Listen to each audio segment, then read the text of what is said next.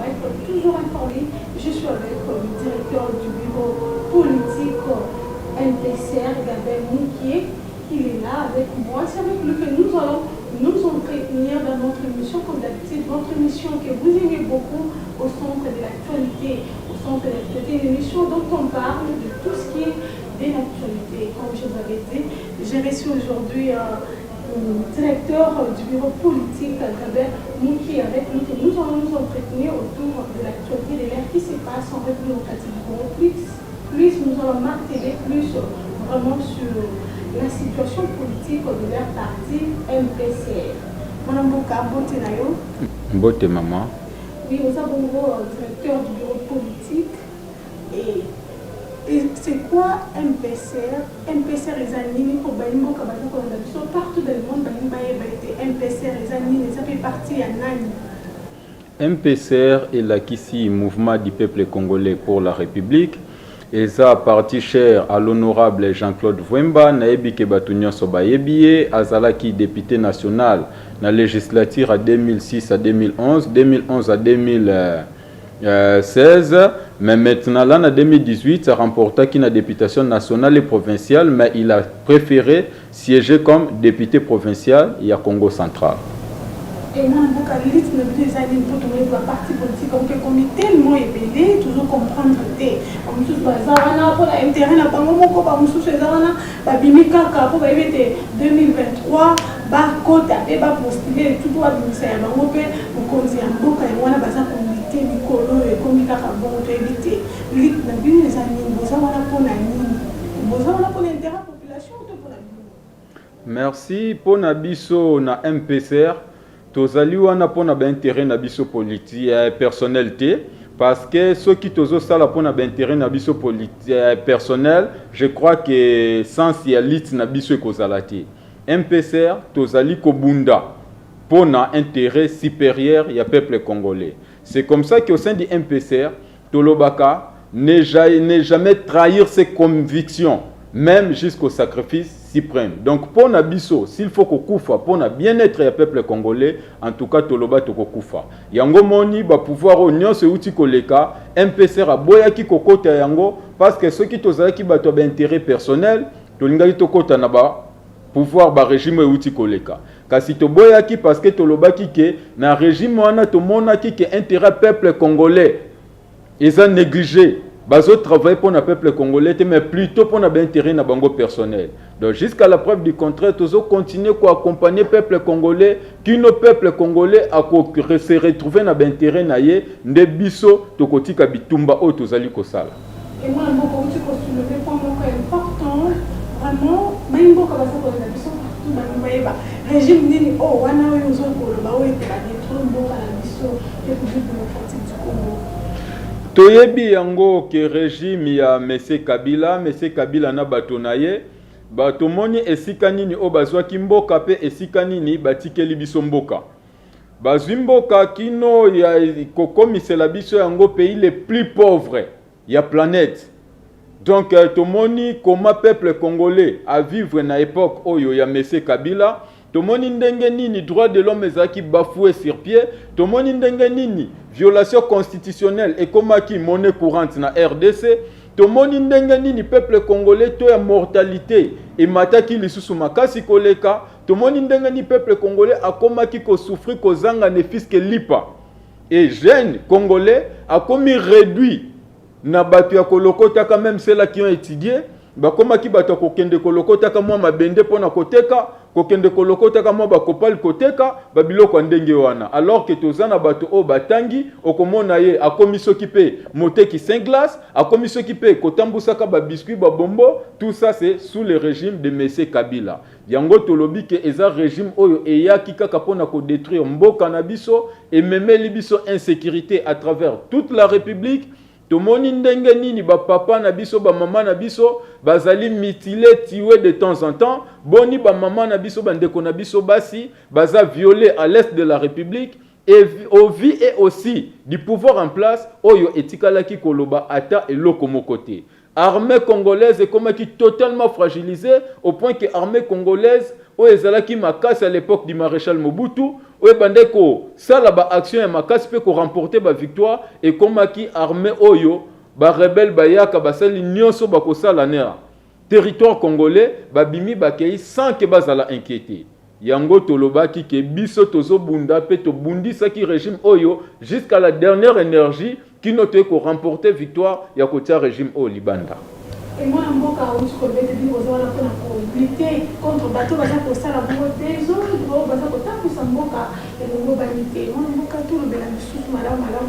autant là, régime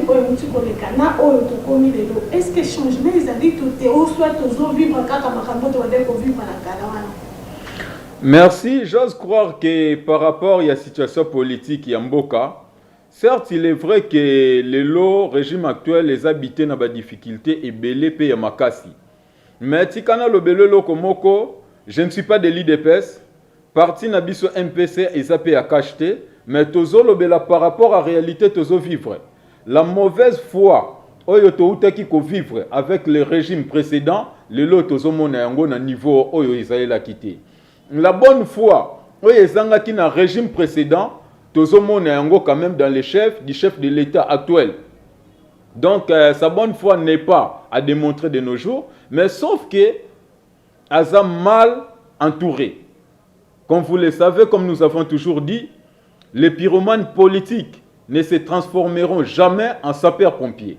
Chef de l'État Aza mal entouré et mal accompagné. Et de nos jours ici, n'oubliez pas que FCC, Oyo, ba ane eleki, Batikalaki na plan d'action au projet de société Moko, à savoir comment se pérenniser au pouvoir. Mais de nos jours, après avoir kotika à pouvoir, comme un projet de société Moko, même au Bazali qui travaille dans une institution qui se comporte en militant des partis politiques et non en leader des institutions, Bazaka quand un projet de société Moko, comment revenir au pouvoir. Et tout ce qu'ils font, ils ne le font qu'à l'intérêt de leur famille politique. Alors qu'ils détiennent 60 à 70% du pouvoir. Na parlement bango mtubaza na majorité, na gouvernement bango de bazamingi. Alors ces gens-là ne travaillent pas au profit du peuple congolais, ils ne travaillent qu'au profit de leur famille politique. Et c'est comme ça que le lobaye la biso ba débat prématuré de temps en temps. Okoya débat, oh non, les problèmes yasseni. Okoya débat, oh non, likamboboy. Tout ça c'est pour distraire le peuple congolais. Nous sommes dans une période post-crise. Ce que les politiques doivent amener au peuple congolais, Ezali, comment relancer l'économie de la République pour le bien-être du peuple congolais. Mais les débats prématurés tels que Missous Oye Lelo, au nom d'institution du chef de l'État, sans tenir compte des conséquences néfastes d'institution. Aujourd'hui, au lieu de penser au bien-être du peuple congolais, les politiciens ont un discours politicien, alors que le peuple qui a un minge memeli biso le côté. Ils ont même au contraire un recul démocratique. Lelo, tozotala, sujet aux d'actualité, ce qui est sengito lobela yango sur la destitution du chef de l'État. Un leader politique a se lancé dans bagarre moko na bataille moko perdu d'avance. Déjà la procédure, la démarche est biaisée. Moi, je suis en opposition des pouvoir et diriger Mboka. Opposition, moi, je suis en pouvoir diriger. Bon, ce n'est pas que l'opposition va pésibiso pouvoir diriger Mboka, mais Kobo sanate que Liboulou au bâtiment pendant 20 ans, Tongo midi poko bâtiment la kaka, le losoko epo banda okundango na déjourté. Okundango na inanete parce que batubaswa qui penata ya kotimola. Au sein du MPCR, Tolobaki pe tozoko bakolobake, à l'époque de M. Kabila, pays ezongaki à 0 et plus que même 0. Et la République démocratique du Congo avait besoin de la refondation totale. Et processus il y a refondation, c'est comme processus il y a guérison. Ça, il ne faut pas oublier. Parce que, déjà, Namabe Oignon Sotokuti Namboka sur le plan sécurité, sur le plan finance, sur le plan des droits de l'homme, sur le plan démocratie, je vous dis qu'il n'y a plus rien. Le pays était quasi inexistant. L'État était inexistant. Mais pour le moment, tous en phase, il y a refondation, yako réinstaurer l'état na mboka na biso. En tout cas, c'est une démarche où ils ont un peu de patience. Et tout le monde a comment le président de la République a souffert pour remonter la situation. Et surtout qu'il est encore mal entouré, comme je venais de dire. En tout cas, ce n'est pas facile. Mais j'ose croire que bonne foi naïe et que ça a avancé quand même. Et ce qui est mal entouré,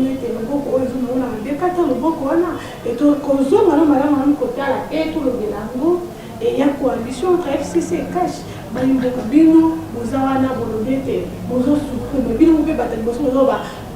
Président Fatia Azota Moussamboka, Madame Nangwana, Bouzana, nous comprenons des places. Quand on a accusé, et FCC là, Mboka, Kadilanda, Bomimboka, si vous avez commis un régime à Fati, est-ce que Mboka va Kobonga, tu recommettes la souka, Madame En tout cas, Nazalaka pessimiste était pour un problème ya Congo. En tant qu'acteur politique, je dis comme je l'ai toujours dit, Congo et Kobonga. Congo est Zamboka et Bako Konabiso, Tozaka na mabele moko biso toza nango ezali Congo, Congo et Kobonga de gré ou de force. Ce qui le lot réussi kotia Kabila Libanda, en tout cas bitumbane ezalaki petete. Oyebi boni ya bato na biso tokufelaki. Ezana ba Deshat Kapangala bakufaki, ezana ba Rossi Chimanga bakufaki, tozana ba Joli Penga bakufaki et ebele ya batu et plus loin. Le lot pototia Mese Kabila Libanda avec leur pouvoir au Bayaki Nango depuis 97, ce n'était pas une mince affaire puisque le lot, c'est au Meki Kosala bilan. Tozo qu'il y a près de 12 millions de Congolais ont déjà bakoufi. Donc la petite démocratie, notre jeune démocratie, où ils ont en voie de se décoller, ils ont une démocratie acquise par le sang du peuple congolais. Et c'est comme ça que...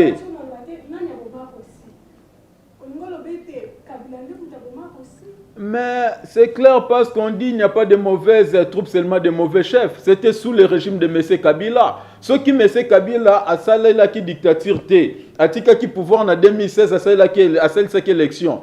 Joli Pengalinga qui kokufate, Rossi Chimangalinga qui kokufate, Deshat Kapangala linga qui kokufate. Et permettez-moi d'évoquer ces points. Aujourd'hui, les gens appellent M. Kabila père de la démocratie. Et parfois, ça nous énerve totalement. Baye bisabiso pourquoi Rossi Chimanga Koufaki, n'est-ce pas? À cause de la dictature, il y a M. Kabila. Tango batu babandi démarche la démocratie na mboka oyo. Ezana ba maman na biso ba tambola bolumbu. Pour na combattre le pouvoir à Maréchal Mobutu, entre autres, Maman Pakasa Thérèse de Rez Mémoire, paix à son âme. Hein? Ba tambola bolumbu M. Kabila zalaki wapi? Je vous dis que M. Kabila est comme Mboka, on a recul démocratique. Pe asungi Mboka o ekende libosoti. Donc ils n'ont jamais aidé ces pays, ils n'ont jamais eu un bon projet pour ces pays. Donc plan Nabango Zalaki, justement, comment se pérenniser au pouvoir et c'est tout. Ils n'ont jamais rêvé grand pour ces grands pays.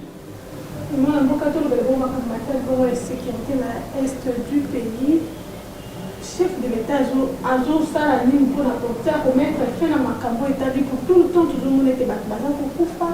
Et bien, élève bientôt là, Québec pour ça, et affaire dans la monsieur sur Québec pour ça, l'examen et tout, problème de poids, il va violer banane, qui a bassi, nous sommes en amour, toujours qu'il y a des wapi, et que comme wapi. Et ça, vraiment pas si peu mawa, et ça déplorable par rapport à Otozomon Anambo Canabiso. Le lot. C'est là où nous essayons un peu de penser au maréchal Mobutu, paix à son âme, parce que 23 ans après le décès à maréchal Mobutu, le Lotozoko s'est retrouvé dans la situation moko que tous les pays limitrophes, il y a RDC, bah comme ici RDC proie na bango, bilei na bango, mboka na mboka fakata ndambu yete na RDC au profit na ye. Et plus loin, ba pays locaux là, Rwanda, ba pays locaux là, Zambie, ce n'est pas très longtemps. Au Moni Zambie, 60 ans après l'indépendance de la RDC, Zambie s'est prononcé que tozaka na ndambo mabele na ye, et c'est cette année Zambie a yé place a été ninaye.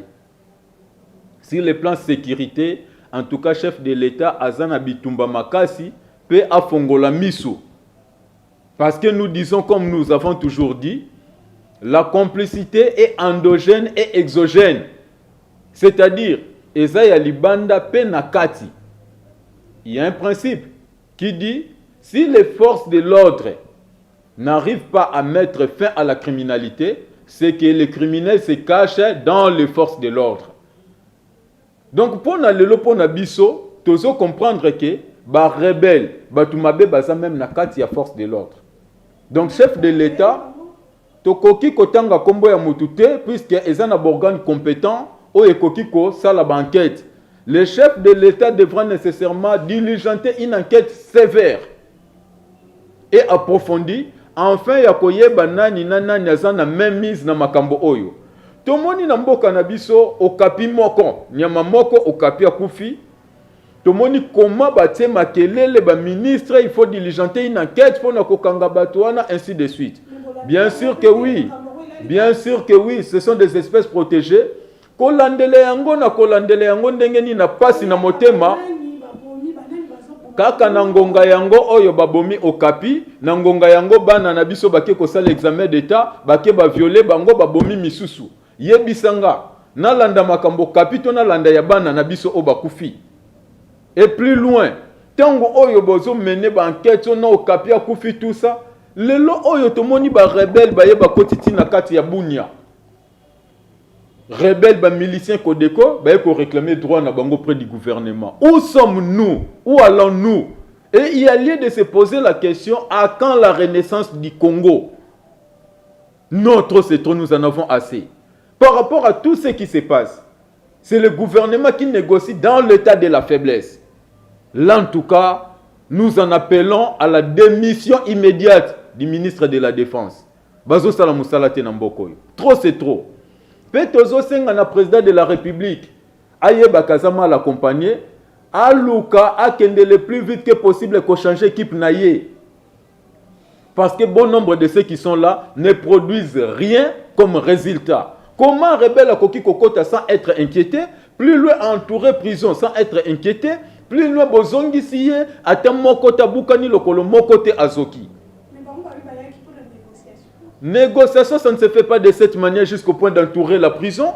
Boye boza armée, négociation, ça ne se fait pas comme ça. Ils auraient dû envoyer 2, 3, 4 personnes pour qu'ils puissent négocier. Ce n'est pas de cette manière qu'on négocie. Donc là, ils ont monisake, faiblesse et zamakasi. Le chef de l'État a comprendre que Aza accompagné, Tazam très mal accompagné. Or, il y a un adage qui dit mieux vaut être seul qu'être mal accompagné. Et aujourd'hui, le chef de l'État est mal accompagné. C'est comme ça que les difficultés Zoya Makassi. Parce qu'il y a des gens qui sont là juste pour mettre les pots de bananes.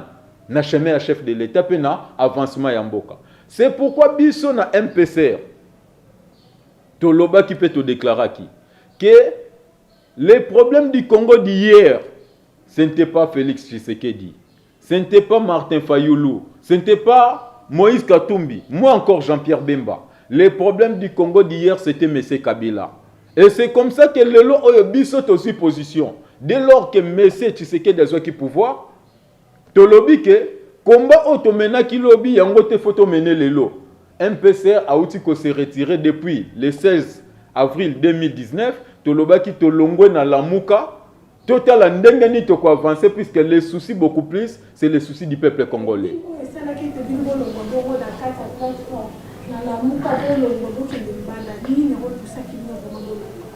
En fait, non, il n'y avait pas de désordre. Il y a une compréhension. Mais du moins, ce qui est connu, la Mouka est créée dans les circonstances à Genève avant l'élection 2018. Tout le monde a dit que ceux qui sont candidats et belé qui sont en opposition, ils vont perdre la bataille.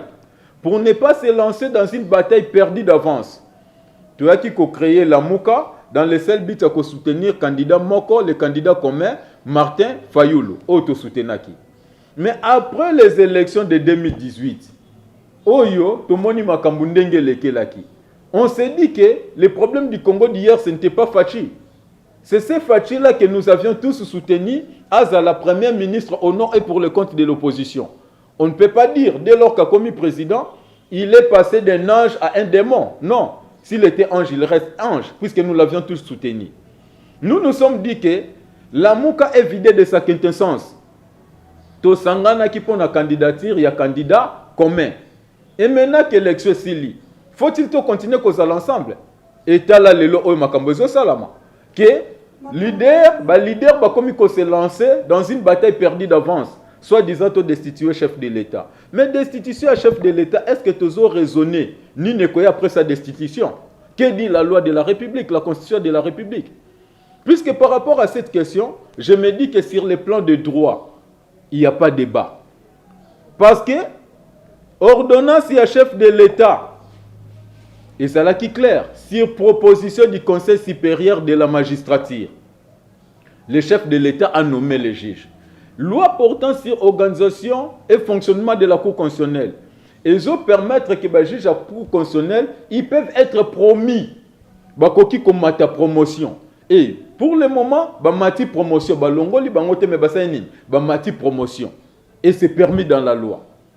Et Dédé, organe oyo bande konabiso Martin Fayulu na Théodore Ngoyi, bazo senga et destituer chef de l'État, le Parlement. Parlement est un juge naturel à chef de l'État. Le juge naturel et chef de l'État, c'est la Cour constitutionnelle. La personne habilitée à enquêter sur les infractions, les erreurs du chef de l'État, c'est le procureur général près la Cour constitutionnelle. À cela, chef de l'État nommé sur proposition du Conseil supérieur de la magistrature. Et c'est le procureur général près la Cour constitutionnelle qui préside aujourd'hui le Conseil de la magistrature. Et c'était sur leur proposition. On peut poursuivre le chef de l'État par rapport à quoi? Donc par rapport à ça, sur le plan des droits, il n'y a pas de débat. Mais sur le plan politique, s'il faut qu'on se le dise, tenons compte de nos conséquences. Si et seulement si sur le plan des droits, il y avait débat et que ça pouvait être possible. Quand vous évoquez cela, vous voulez remettre le pouvoir à qui?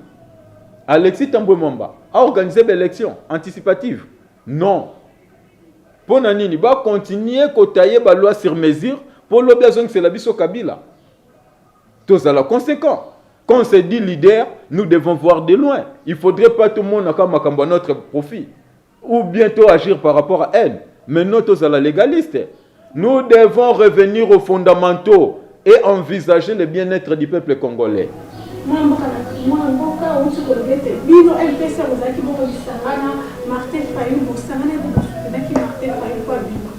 Et les lots, nous lobbyons sur Martin Fayulu, qui nous avons contre Martin Fayulu. C'est ça. Nous, de notre côté, Tozobunda pour un intérêt d'individu. Ce ne sont pas les noms des individus qui nous impressionnent.